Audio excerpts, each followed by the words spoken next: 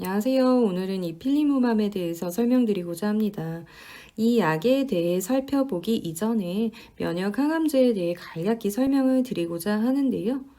면역 항암제란 암세포가 우리 몸의 면역 체계를 피하지 못하게 하거나 면역세포가 암세포를 더 잘 알아보고 공격하도록 돕는 항암제로 정의가 되어 있습니다.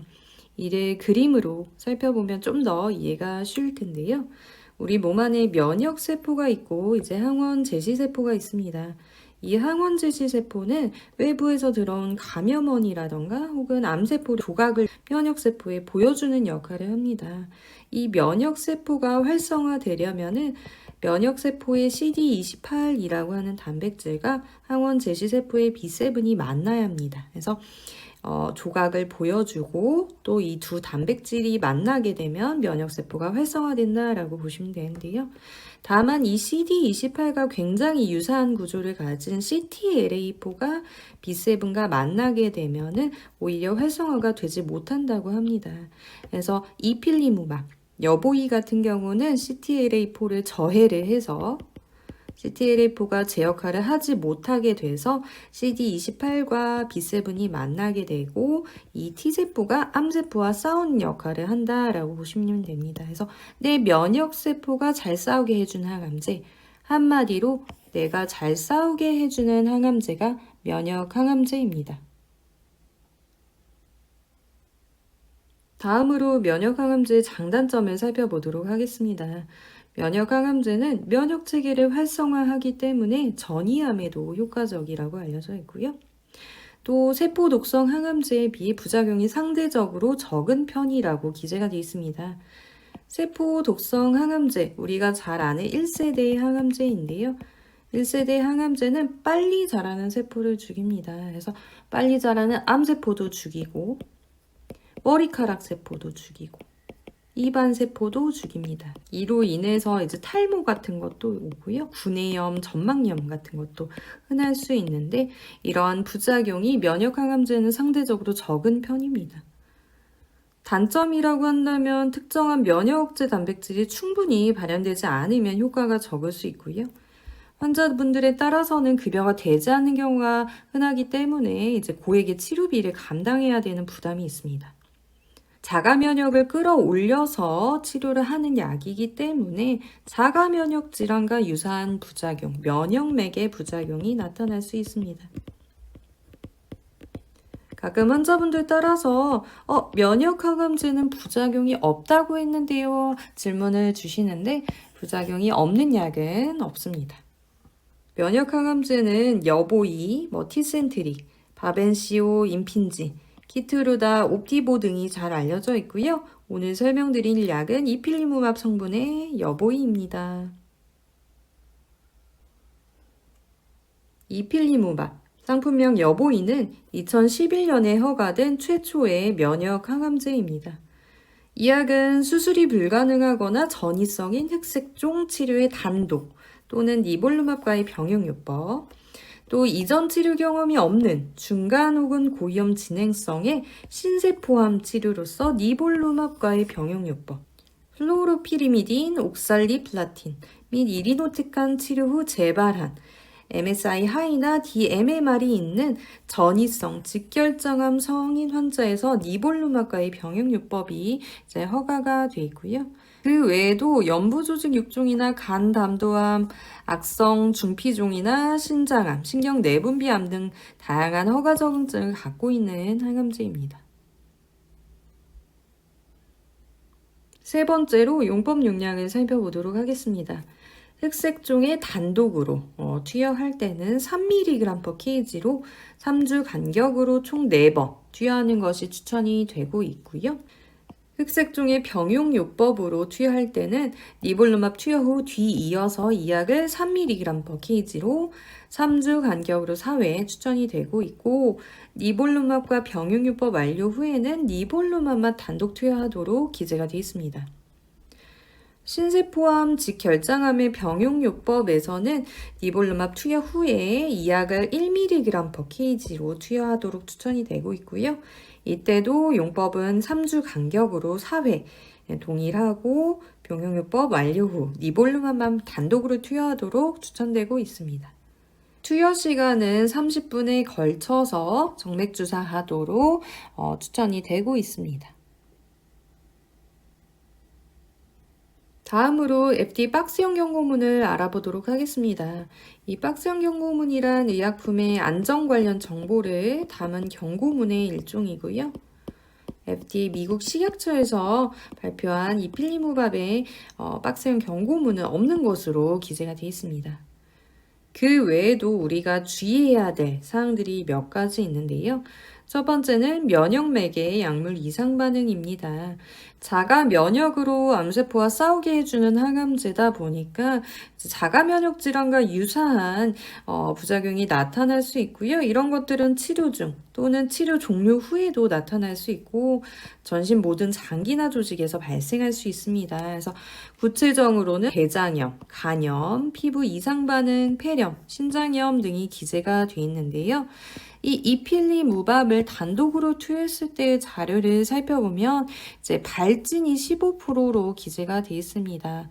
발진이라고 한다면 피부 색이 바뀐다거나 피부가 붓는다거나 가렵다거나 울긋불긋해진다거나 하는 피부의 변화를 의미를 하고요. 이 발진이 15%로 기재가 돼 있고 그 다음으로 대장염은 12%로 기재가 돼 있습니다. 증상이라고 한다면 심한 물설사를 본다거나 대변이 까맣게 보인다거나 배가 아프다거나 하는 증상 등을 의미를 하고요. 간염은 4.1%로 기재가 돼 있습니다. 황달, 얼굴이나 눈, 손바닥 같은 게 노랗게 뜬다거나 메스껍고 토하고 오른쪽 윗배가 아프고 잘 확인해 주셔야 되고요. 내분비 기능 이상은 4.0%로 기재가 되어 있습니다. 심하게 갈증을 느낀다든지 땀이 많이 난다든지 식사량이 동일한데 체중이 너무 빠지거나 찌지는 않은지도 꼭 확인을 해 주셔야 될 것 같고요. 그 외에도 빈도가 기재가 돼 있진 않지만 신경학적 이상 반응이 있다라고 한다면 의식이 처진다거나 걷기가 어렵다거나 손발의 감각이 떨어진다거나 혹은 너무 과민해진다거나 또 팔다리 힘이 빠지는 것들을 의미를 하고요. 폐렴이라고 한다면 숨이 찰만한 상황이 아닌데 지나치게 숨이 차다거나 열이 자주 난다거나 마른 기침이 나는 것들. 심근염이라고 한다면 가슴에 통증이 있고 숨을 헐떡이고 숨이 좀 막히고 실신하는 것. 또 신장염은 소변 때 피가 보이고 소변색이 진하고 소변량이 감소하거나 느는 것들이 기재가 되어 있습니다. 환자분들 치료하시는 동안 그리고 끝나고도 꼭 잘 확인을 해주셔야 되고요. 병원에서도 치료 전과 치료 중에 간 기능 검사, 신장 기능 검사, 갑상선 기능 검사 등을 시행을 하게 됩니다. 다음으로는 주입 관련 반응입니다.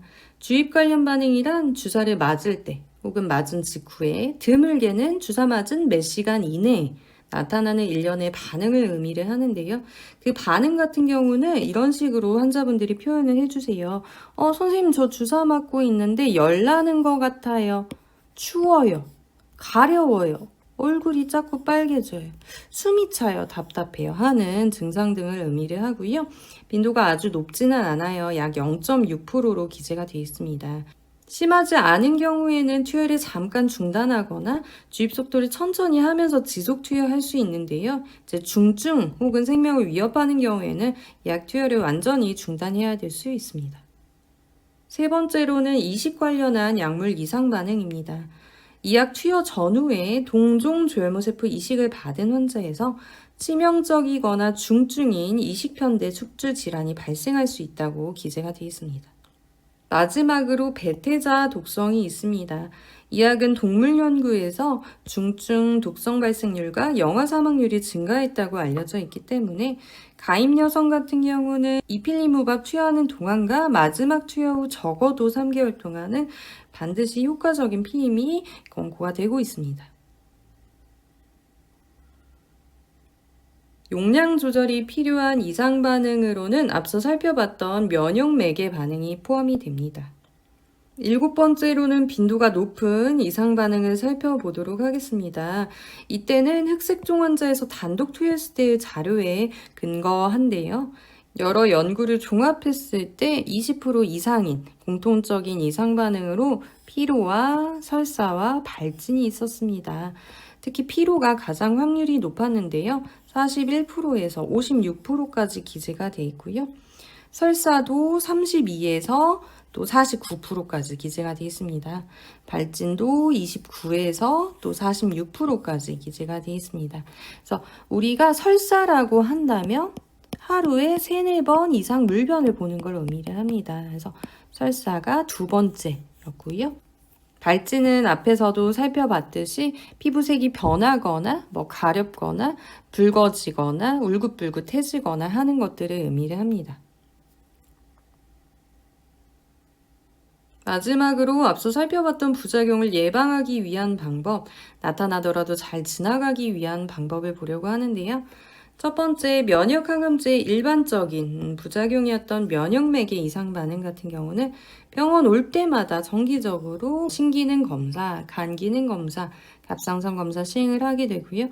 환자분들도 주사 맞는 동안 끝나고도 몇 개월까지는 증상이 있지는 않은지 꼭 잘 확인을 해주세요. 그래서 제가 빈도가 높았던 게 이제 발진이라고 했어요. 피부의 변화.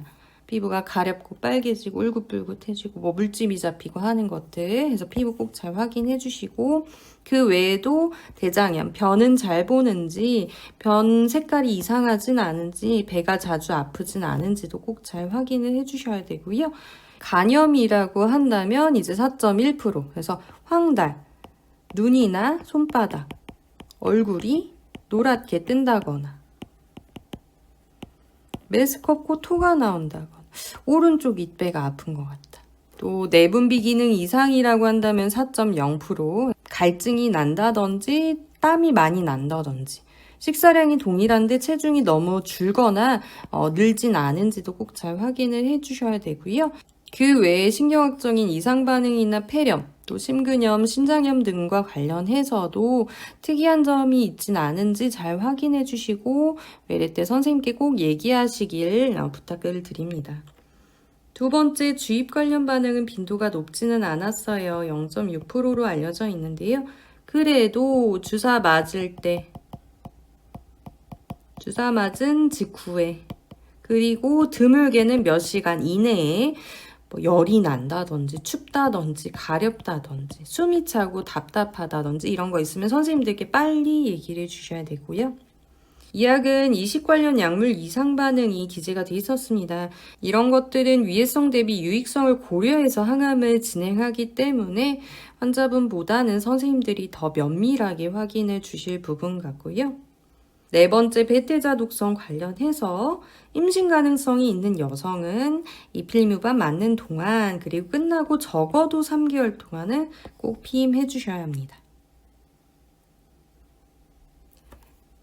피로와 설사, 발진은 가장 빈도가 높았던 이상 반응이었습니다. 그 중에 피로가 가장 높았었죠. 피로 관련해서는 피곤하면 쉬고 무리하지 않는 것도 정말 도움이 많이 되고요. 설사 같은 경우는 하루에 3, 4번 이상 물변을 보는 것을 의미를 했습니다. 설사를 할 때는 충분한 수분 섭취, 식사는 조금씩 자주, 맵고 기름진 건 당연히 피해 주셔야 되고요. 찬 온도의 음식보다는 실온 온도의 음식을 섭취하셔야 됩니다. 그리고 선생님이 설사할 때 드세요 하는 지사제를 주셨다면 집에 계실 때 참지 마시고 지사제 먹으면서 잘 넘어가시면 됩니다. 피부 발진은 피부가 색이 바뀌고 가렵고 울긋불긋해지고 하는 것들을 의미를 했는데요.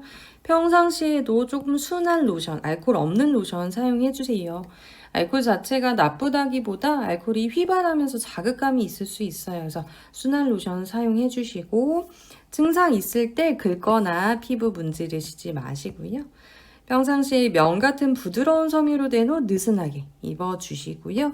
증상 있을 때 참지 마시고 이제 외래 때 선생님께 꼭 얘기하시는 거 잊지 않기를 바랍니다. 부작용은 환자마다도 다르고 똑같은 환자여도 매 회차 맞을 때마다 다르니까 미리 염려하지 마시라 강조드리면서 여기서 설명 마치도록 하겠습니다.